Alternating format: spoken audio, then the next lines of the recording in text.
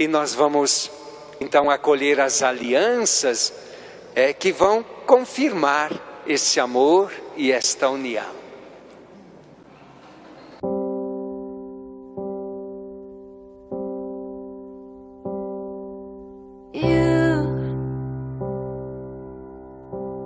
You're the air that I breathe. Yes, and you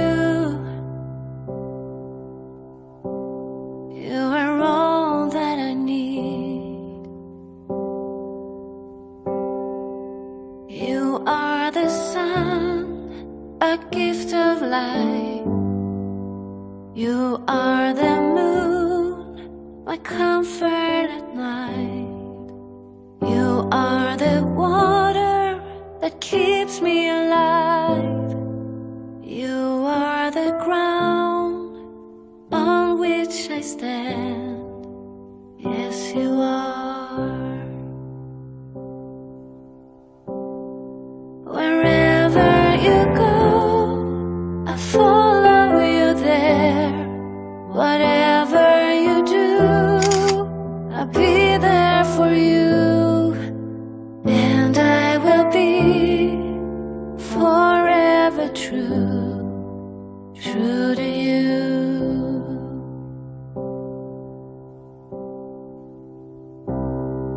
And I give it all. I give you my life. I give you my soul. And I know that you keep it safe forever, for all future days.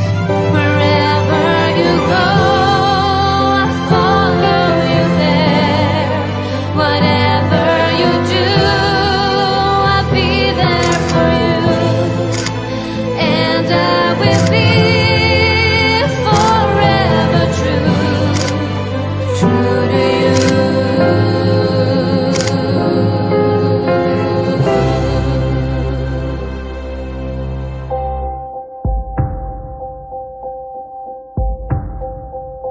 One day it's over, baby. Someday we'll find a way out. When all our strings are broken, you'll see that we could do without. When all our dreams are over, when all our hopes are dead, with this town turning colder, with all our colors bleeding red, I'll be a raincoat when the storms are hit. I'll sing you any song you wanna hear. 'Cause you turn ashes into a place to start. 'Cause you bring heartbeats into a broken heart again. Ooh, again. Welcome to the third episode in our series of Manpower, the role of guys as a husband. Not just a lover, but in a committed relationship of marriage. And something that's crazy hard to do. But what we want to be focusing on in this series is the example of St. Joseph. It's being made in the year of St. Joseph, 2021. And, he has a lot to teach us. One of the things we know about St. Joseph is that he and Mary were in a chaste relationship, which means even though they were married, they refrained from any sexual relations. And that might at first glance seem, well, that's really weird. But think about it. Mary was chosen by God, all right, to bear his son. And because of that she'd been chosen by God himself, she wanted to remain belonging only to him in that way. And Joseph honored that. And that says so much about the marriage commitment, the husband role. He wanted to honor and respect his wife. He wanted to make her happy. He wanted her to be able to fulfill her mission and stay true to herself. And that really is an amazing sacrifice. I mean, marriage, I mean, is so hard. I think from what I can see, it requires a willingness to sacrifice, a willingness to commit. A lot of guys will say, like, hey, I've got my woman, we're good to each other, we don't need a piece of paper to make it legal. But that committedness that happens within marriage is something that is a beautiful gift to each other. It can lift life to a higher level for each of them and to the children that come out of that marriage. There are different kinds of loving. There's affection, there's romantic, there's friendship, there's total self-giving, okay, with body, mind, soul, all of it together. And from what I can tell, marriage is the place where all of those four kinds of loving come together. And it's something that I have failed horribly at. And so when it comes to really talking about, the challenges and the beauties of the husband role, I wanted you to enjoy a conversation I had with my friend David, who is not a perfect person, not a perfect husband probably, but he is, he's making a go of this, and he has a lot to teach you. So I'll turn it over to David and my conversation with him. God bless you. Thanks for tuning in.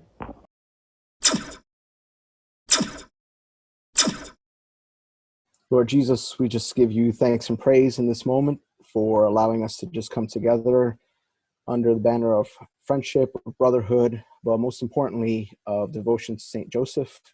And we just pray in a special way for your intercession, St. Joseph, and the blessing of the Holy Family, Mary, and you, Jesus.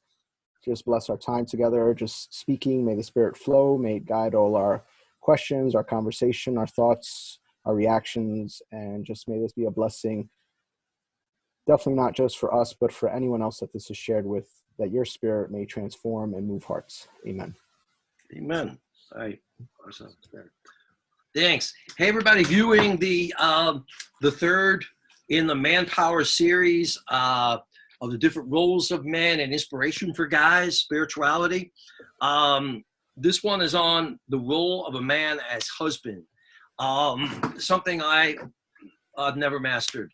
But my friend David, I think, is in a happy marriage. Hopefully, that still hasn't broken apart since we last talked. Has not crashed and burned.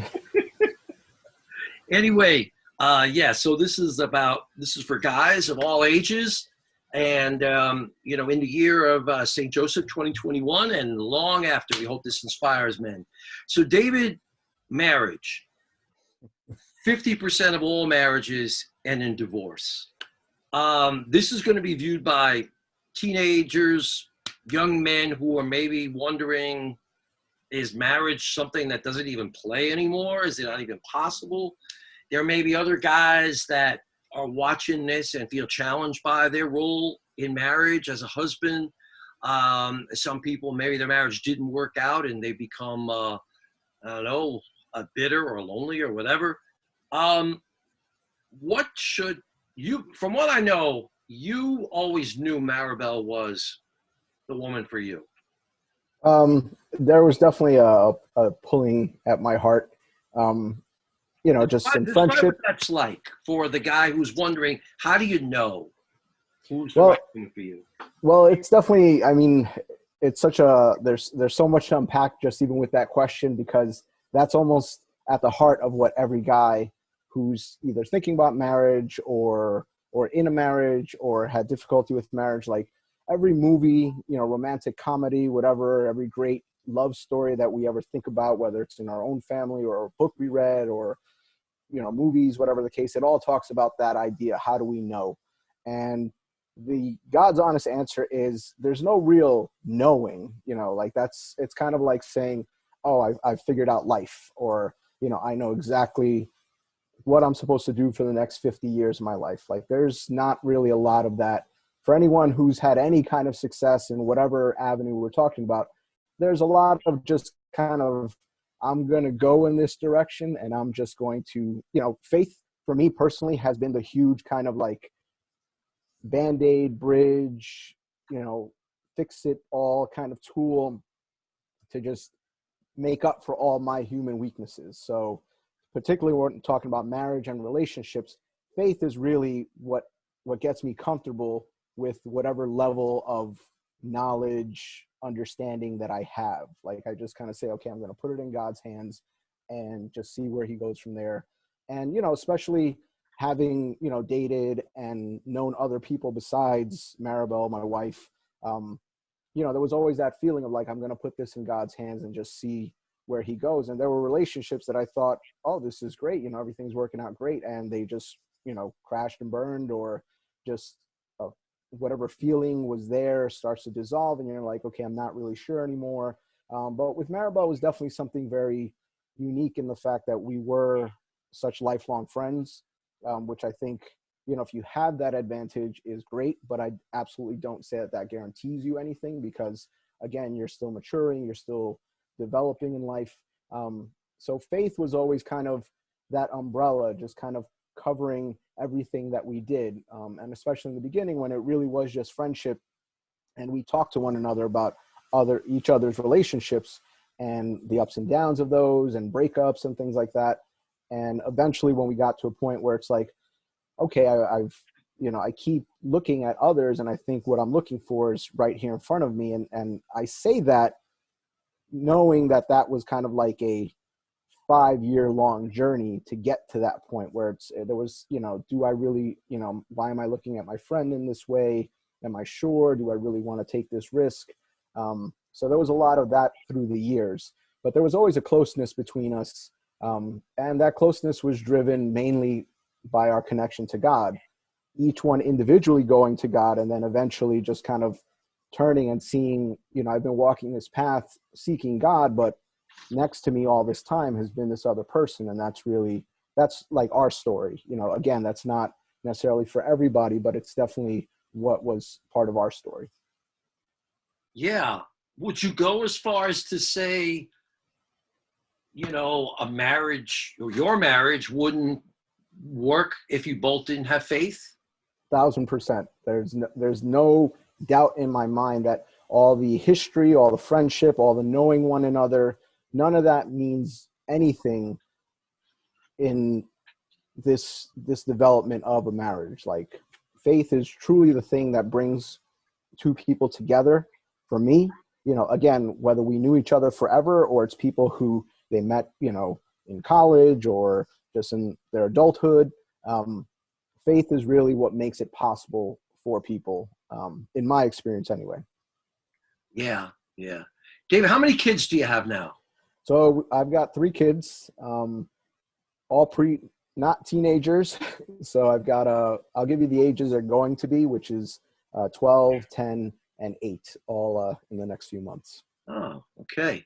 Hey, I've heard it said that the greatest gift you can give your children is your love for their mother. Do you think there's any truth to that? I think 1,000%. And, I think, we've talked about this just between myself and my wife, and I've talked to my kids about it, and actually this is a newer topic that we've been introducing to them, because again, they're getting to that age where they're not babies and they don't hold us up in this, you're my savior kind of light at all times. They definitely question things. They're like, why is this different from that? And, and with that comes just the growing pains, just the frustrations of them not liking our rules, or not wanting to just kind of branch out and be their own person. And with that, you get into just, a lot of correcting, a lot of, punishment, for lack of a better term, where you need to be a little bit more forceful to kind of drive that point home. But in all that, you run across just people, well, really not people, my kids, where they're testing you, they're pushing that boundary, they're looking to see, okay, what's the, you say you love me, unconditionally, I'm going to test that out. And, we get into those conversations of like, teaching them what a strong word it is to say, I hate you, or to react in a way that is hurtful towards somebody that we know you care about, but in that moment you're just upset. So this is just a really long-winded way to say that learning to teach them to be respectful to one another, and particularly their mother, because of the fact that she truly is, the glue that bonds us all together. We have a more, I would say, old school type of, dynamic where my wife stays at home and I go to work, and understanding that's not necessarily dynamic for everybody, but that's what we have. And in that, so Maribel's there in the weeds with them from before the pandemic, when I was actually commuting and going into the city and not seeing them in the morning, coming home late at night, and having small windows with them. They were with her the whole time, and teaching them love and respect for her was paramount to anything that I was hoping to have in terms of a functional, loving, working family, because of the fact that they would take her for granted a lot. So just trying to teach her that I myself needed to be respectful towards her, apologize to her in front of them, to let them know, like, hey, I messed up in that situation. I should have done something differently or reacted differently, and I'm sorry for that. And it was always important for me that they see me apologize to her, so that they would understand the need for themselves to do that. Mm. I do a lot of retreats, and I would say almost every single retreat, God, there's always some young people that one of the painful things in their life that they bring to God for healing is what hurts them is the fighting between their parents and all the issues of trying to drag the kids into the middle of it and all kinds of stuff. I mean, I try and tell kids, marriage is crazy difficult and conflict happens in every relationship. Do you have any tips for married couples about how to deal with this stuff, or like the natural, differences and conflicts and things that happen in life, and how to do that in a spiritual way?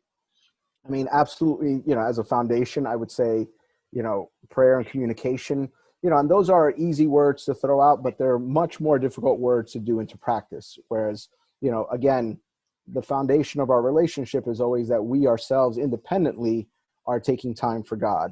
And then with that, even with that, we still have to take that time to talk to one another. So, we've always tried to make it a point to keep things, those big blowups, those big hurts, those big conversations, separate and apart from the kids, which I know that's the ideal. And I'm absolutely not an expert at it. We've had our moments, again, whether you're just driving in the car or something happens in the house that you react to very quickly.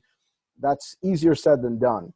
But the bottom line, at least what we're trying to go for, like I always tell people, it's not about what you're doing, it's what your goal is. And if you're at least aiming to be more, just have more open communication, take time for those serious conversations to be away from the kids' ears, then that absolutely weighs into, okay, we can have it out. I can tell you what I'm feeling. I can tell you my hurts. I can tell you what I liked, what I didn't like. But trying to keep that apart from the kids. And again, for those times where you're human and things are going to happen in front of the kids, and you're going to have that blow up or that fight or that angry moment, it's important that, you can't, those moments are a lot of times unavoidable. And so it's important that the kids see not just the fighting, but the reconciliation. And I grew up in a feeling of like, we never apologized to one another. We had our fight, we had our argument, and then you just kind of went away. And when you came back, you just kind of got back to doing your chores or got back to doing your homework or whatever. And so it was really hard for me to understand that concept that, and Maribel once said it to me, because I made a point, and it was a lot of pride swallowing to apologize for her, that I apologized to her for something that I thought was silly, but I knew that it hurt her. And so I just told myself, okay, just kind of swallow your pride. Just take these 30 seconds to just acknowledge that she was hurt, say sorry, and just leave it at that. And she later on told me that changed her whole demeanor. Like, we were on a long car drive. She was annoyed about something and I apologized for it. And she said that it was like a switch went off in her, where she just felt like, okay, he's acknowledging it. And sometimes it's those little things. And that's something that I'm relearning even with my kids, where again, they hurt one another and they get into arguments. And I tell them a lot of the times, the power of sorry, it doesn't cost you anything, but it means so much to people so many times, and we forget that. And so I've had to learn that in marriage, where again, two different personalities, two different upbringings, where we're kind of coming to terms and just realizing, okay, for the times that we do have those big fights, those big blowups, it's important that there is some type of reconciliation, some type of apology, so that we can move forward. Because without that, you're almost on two different levels the whole time.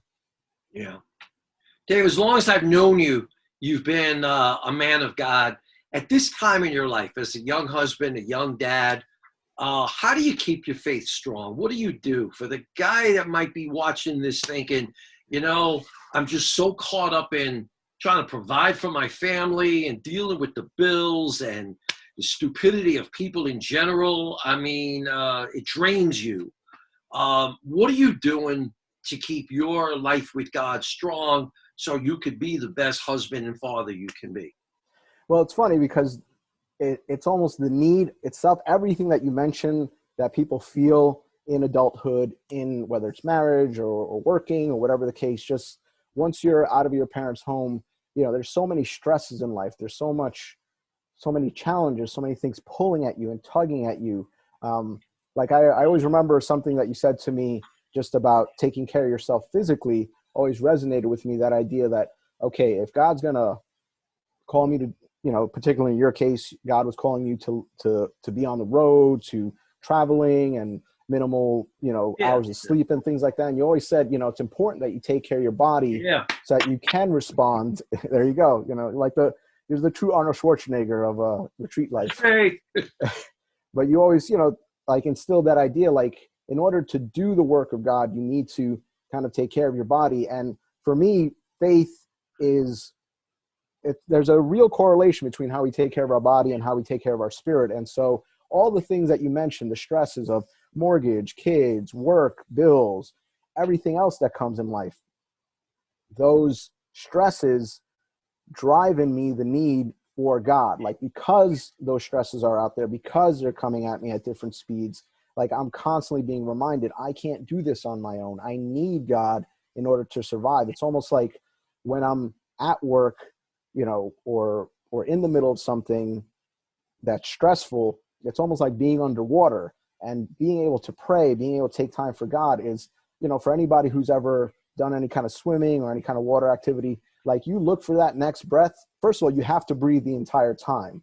And, you know, so as you're swimming, your head's in the water, but you're breathing out. And then you need to know to take that breath in. Prayer for me is that being able to get that breath. And then it's back into the swing of things, back into the bills, back into the kids, back into the home.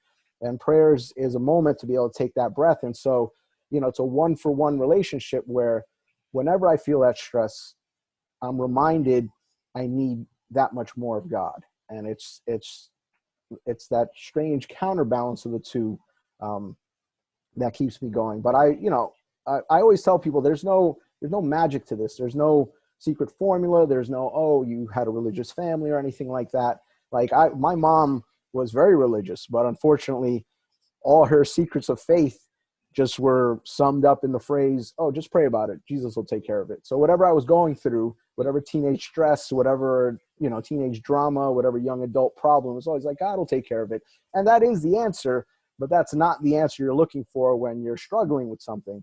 So, you know, I did have to learn, okay, you know, there's no secret formula to this. It's just putting in the work, putting in the effort. And I think the trick for a lot of people is we read or we hear about saints, we go to church and we see the priest and we think, okay, these people spend hours and hours in prayer. You know, I could never do that. You know, it's almost like going to the gym and seeing that guy who's like 240 pounds, all muscular and all that. Like, no, you're not going to be that overnight, but you can put in some time. You can put in some work. And I tell people, start out small, you know, just try 5 minutes a day. And especially with technology, this is one of the ways that technology can be a blessing. You know, there's so much you can access on your phone, so much that you can play. Like I got into the habit of listening to the rosary as I would walk to work. And that was almost like the way that I would get my prayer time in, that 15 minutes of the walk from the bus to work. But it's the idea of you have to get some time in, and it's got to be with some kind of frequency, some kind of regular basis. It's best if you can make it a habit, like where you're always doing it at the same time. But, ultimately it's just, it's just about putting in the work and putting in the time that has allowed me to always remember to keep God in the mix. Like, no matter what's going on, to keep going back to him, keep taking those breaths when I'm feeling suffocated. And that's really the only answer for me. Like, if anyone was going to ask me, how do you deal with anything? It's, I turn to God when I'm feeling lost or confused. And that's ultimately just like, if it ain't broke, don't fix it kind of approach. And here I am 40 some odd years later. And, just realizing that a lot of other things that we get told to do, whether it's, and there's nothing wrong with saying, okay, I need to go out. I need to have a drink. I need to, relax and watch some TV. Those are all great ways to deal with stress, but they're all just really Band-Aids that don't really get to the root of whatever we're dealing with. And for me, it's always been going back to that well of faith, going back to some kind of prayer, some type of connection, taking 5 minutes just to say, God, I can't do this anymore. I need you to help me. And just kind of letting him just take over. So that's been it. Yeah, it is. It's like a discipline because, there's never a break where you have, oh, gee, I got nothing to do. Let me do a rosary. Let me say some prayer. If you don't discipline yourself to make that time, wow, it don't just pop in. No, that to-do list, that honey-do list that you have to always deal with, and that doesn't go away, right? Oh, ever. No, it's and that's the thing. It's, it's not like the devil's creeping there in the bushes and you can see him coming and all that. It's always in little things. It's, again, whether it's just being stressed with chores at home, being stressed at work, and again, life is so full of places to be stressed that you can very easily be flying high in one area of life and then come crash and burn in another part of life. Mm-hmm. To keep your faith strong, your marriage strong, I know you've been pretty committed lately to getting bands of brothers together, other men that can support each other on this spiritual path. Talk a little bit about that, how that's been going for you, and is there value to it? Oh, absolutely. I mean, it's funny. Like, I feel like God kind of put this itch in me at the very beginning of marriage. And it's one of those things that it's like, I finally got around to doing it. So, kind of in the spirit of like Jonah and the whale kind of thing. Like, it's like, I think he was calling me and it took me a long time to kind of listen and answer. Mm-hmm. But the bottom line is, very early on from being married, I just realized how isolated being married can feel because of the fact you go into it thinking, it's me and her forever. It's every storybook relationship that I've ever read about, heard about, and that's what it's going to be. And, soon after that feeling wears off and you realize I'm living with a whole other person with all different types of, needs, tendencies, ways to do things that some of which drive me crazy. And so you realize almost very quickly that, okay, it's not this whole storybook thing and that, it's just you and this other person. And, it's tempting to kind of fall into a place where it's like, I'm going to create my own little world and she's going to have her own little world. I'm going to have my friends. She's going to have her friends or whatever, or we just bury ourselves in work or chores around the house. And I just felt like for a lot of men who are married, we need an outlet. Everyone needs an outlet, but I think in particularly men are very bad at communicating. We don't like sharing our feelings.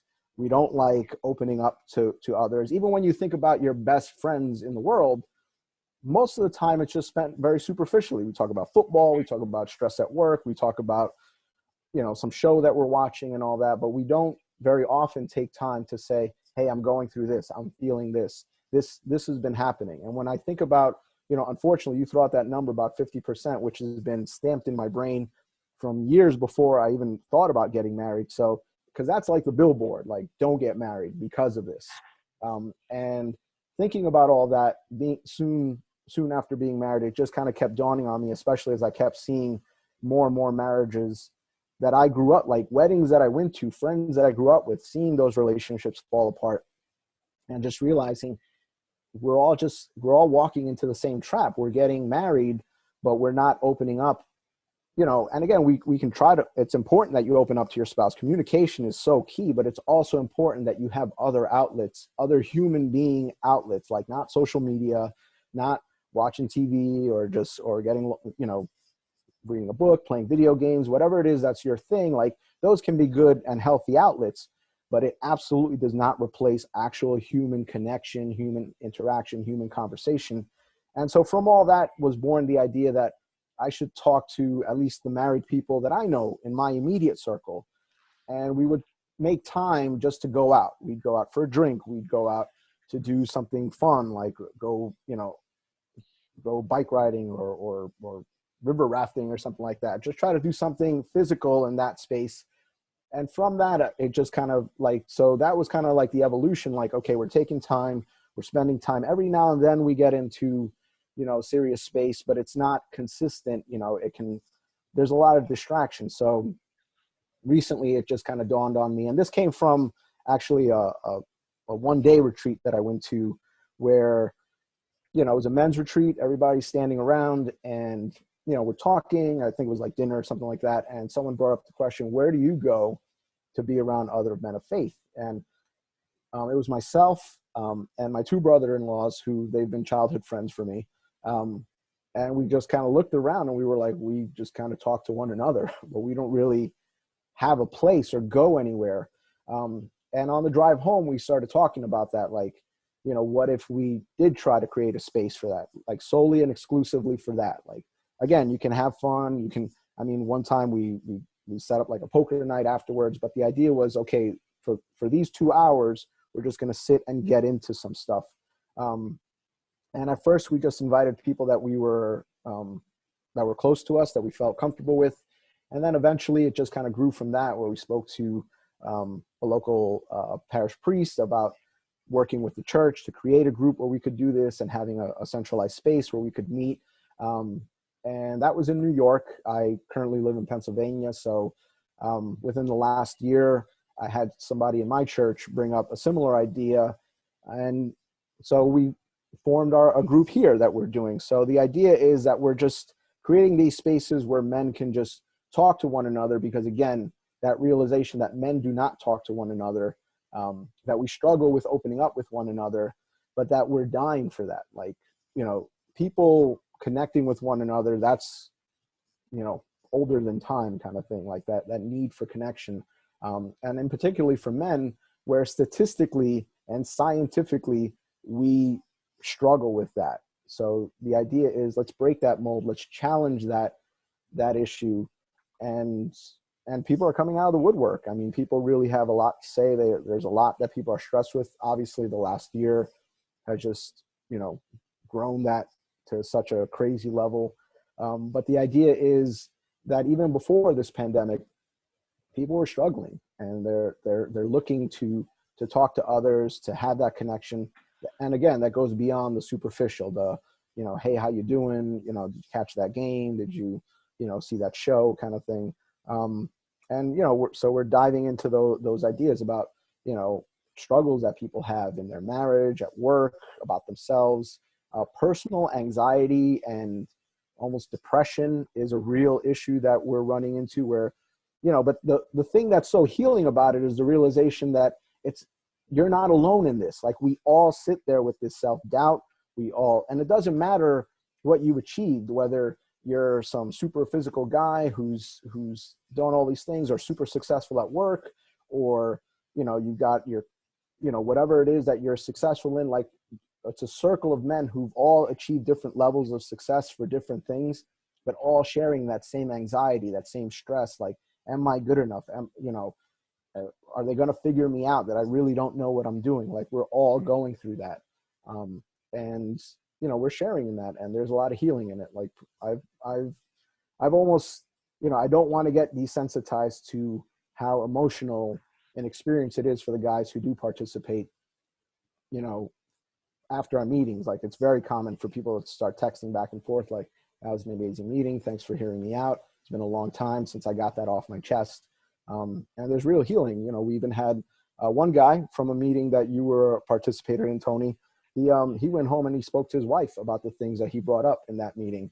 And the last time that we met, he said, we've been talking a lot more and expressing a lot more things. And, you know, we were all just really happy to hear that he was, that he had shared those things. He had shared what he shared in the meeting with her because he wanted to know how much this had affected him. Wow. So there's been some real healing.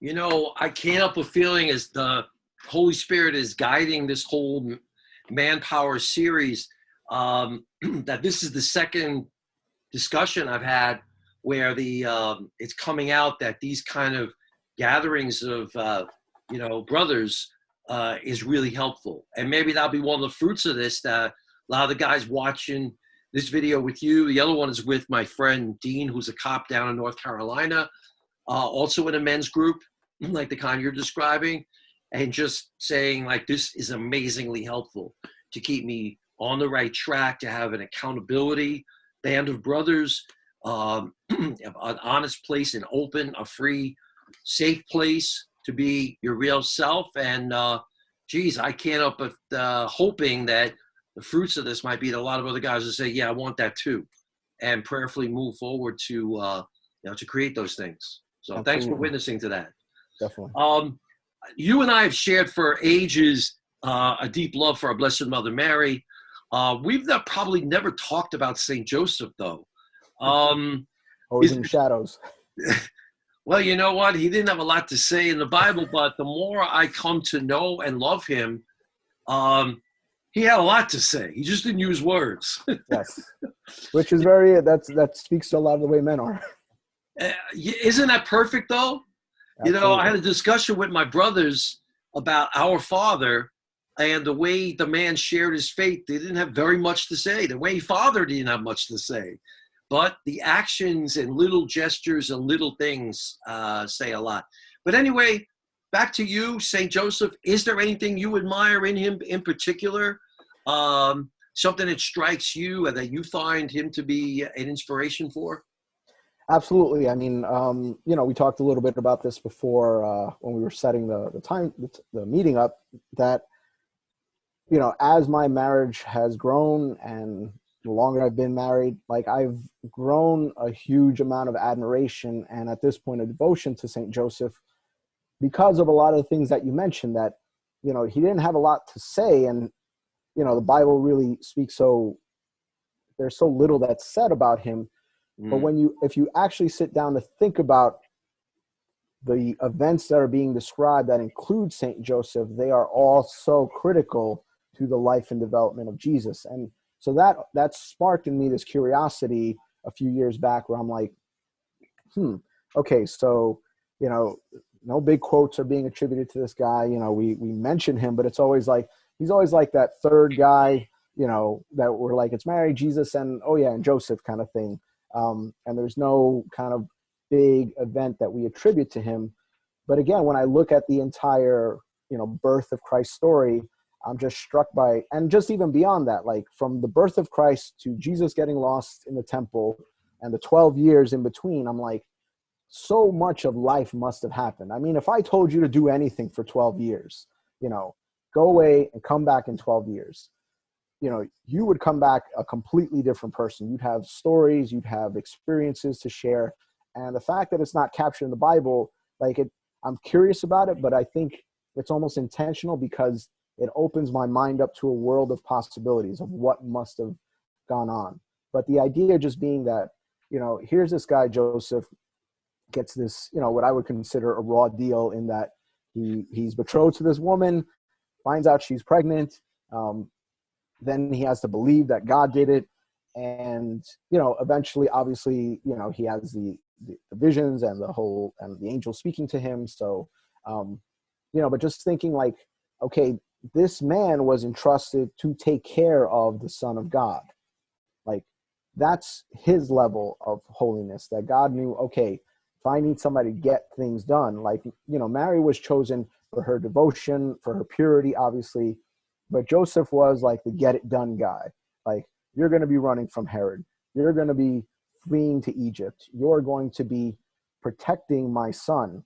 And like you said, there's not a lot that's said about it, but there's so much implied in those actions. And I think, again, as men, that resonates with us because men love to act, and not acting in a drama kind of way, but, something's broken, we want to fix it. Like, we don't understand this world of like, I just need you to stand there and not do anything. Like, we gravitate towards whether it's fixing a problem, fixing something that's broken in the house, fixing something at work. We like fixing things. And so St. Joseph was like that fix-it guy. Like he was the guy, the tool that God went to for that part of Jesus's life. And then, like I said, after he essentially saves Jesus's life from that very dramatic escape, it's 12 years of silence. But when you think about what must have happened, just the day-to-day instruction, again, Joseph, we know that he was a carpenter, teaching, and Jesus grew up to be a carpenter. So just teaching his craft, his trade. And anyone who's ever coached anything in sports knows that so much more is conveyed when you're coaching, when you're teaching, than just that one act. You're not just teaching someone how to swing a hammer, or if you're coaching, teaching them to swing a bat, you're teaching them about life. You're teaching them like, hey, you got to be patient. You got to wait your turn. Your moment's coming. And then you got to spring into action. Like even though we're teaching them in an instructional kind of way, there's a life lesson behind every teaching. And when I think about Joseph raising Jesus and teaching him to be a man, teaching him what it is to follow the law, to be faithful to God, to learn your trade, to hone your craft, how much more is instilled in that? Because for those of us who've had amazing teachers or coaches, we know that there's so much more than just a history teacher or a baseball coach. They taught us about life, and they instilled in us an example. And I would say, I myself would use my own testimony of not having a dad who, my father passed away when I was very young. I was 8 years old. And the idea that God filled my life in with so many positive male role models that it instilled in me who I am today. And so I very much would say to anyone who's ever taught, who's ever coached, who's ever done anything, you're doing so much more than just teaching that one bit or tool. There's a life lesson that's being conveyed there. And for the best coaches, the best teachers, it's a lifelong impression that you're leaving in people. So that's where I see St. Joseph in my mind. Like I said, in that gap of that 12 years, I just picture this person developing the personality that we would come to know as Jesus. Yeah, thanks for that. Nobody has pointed that out yet in these discussions. That's cool. Hey, listen, any final words you'd like to impart about growing in faith, about being a husband, a man of God, following St. Joseph's lead? Anything at all you want to say to wrap it up? I mean, definitely, a thing that always stands out is that I'm noticing in this day and age, you kind of spoke to in the beginning that, guys struggle with relationships, and especially it seems as if we're getting more and more away from the idea of being in a committed relationship, the idea of just, flirting or just talking to different girls. I was even recently talking to my son about the idea, like, it was always this cool thing to get a girl's number. How many girls' numbers did you get? Now I know it's like Instagram handles and all other kind of stuff that I'm totally out of.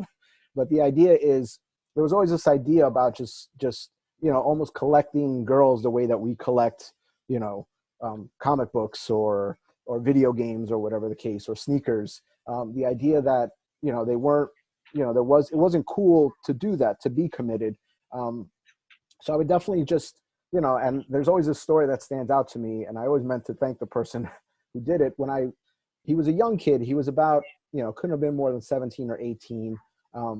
So I was close to being 30 when I got engaged, and, but we were friends through the youth group. And his first reaction on hearing that I'd gotten engaged, he was like, "Oh my gosh, why are you going to tie yourself up, lock yourself down?" And it was just that very standard, like, "Oh my gosh, why would you do that to yourself? Like, marriage is so tired. Like, why do it?" And for anyone that's, either you struggle with committed relationships, or you're not sure if you want to be in a committed relationship, I would just kind of throw out that idea that, again, I talked about the idea that men need that connection. We need to relate to others. And again, this world is filled with so many things that are kind of like candy. Like, candy is great, until you have too much of it.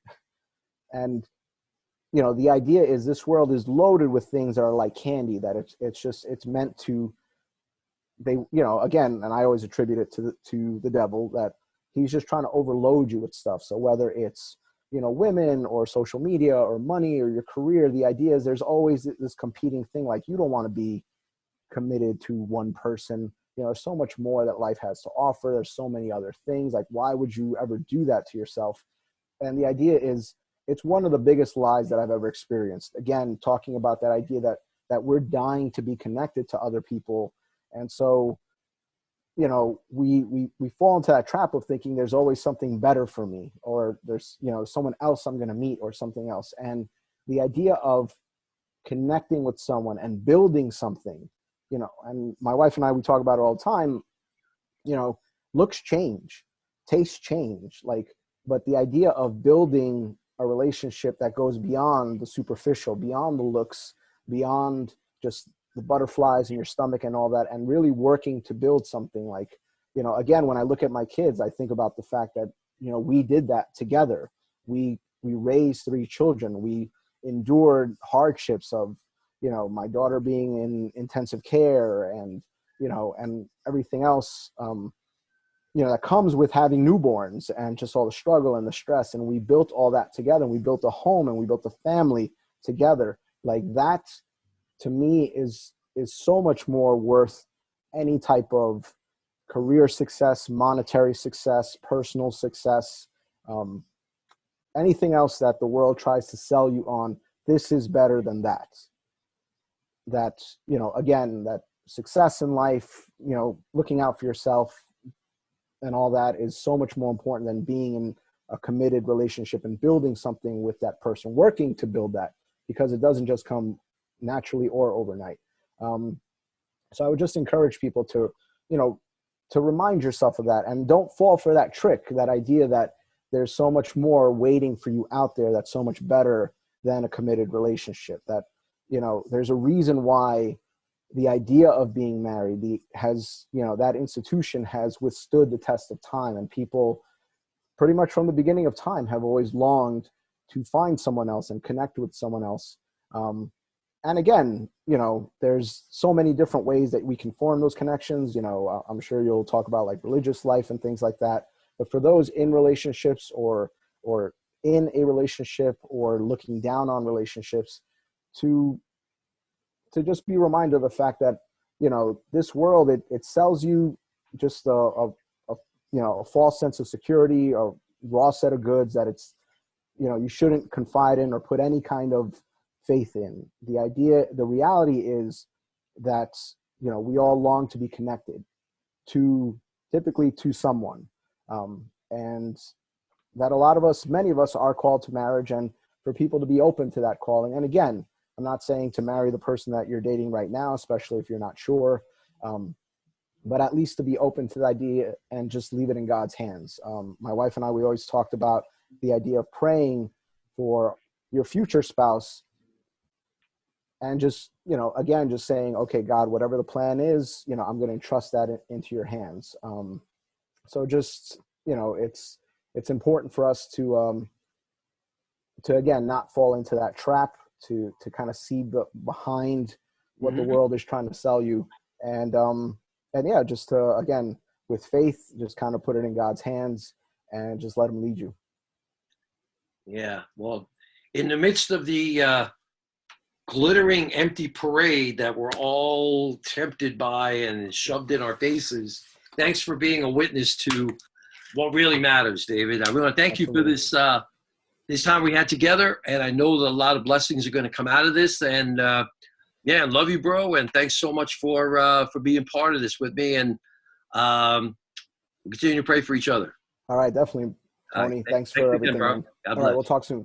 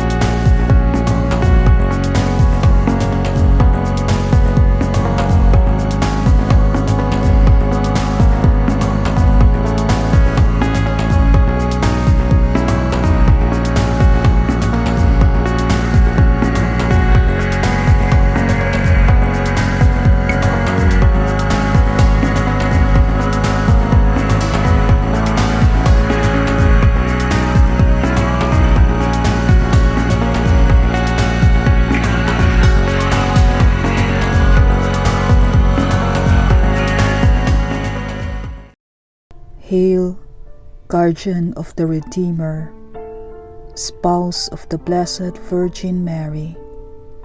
To you God entrusted His only Son. In you Mary placed her trust. With you Christ became man. Blessed Joseph, to us too show yourself a father and guide us in the path of life. Obtain for us grace, mercy, and courage, and defend us from every evil. Amen. In the name of the Father, and of the Son, and of the Holy Spirit. Amen.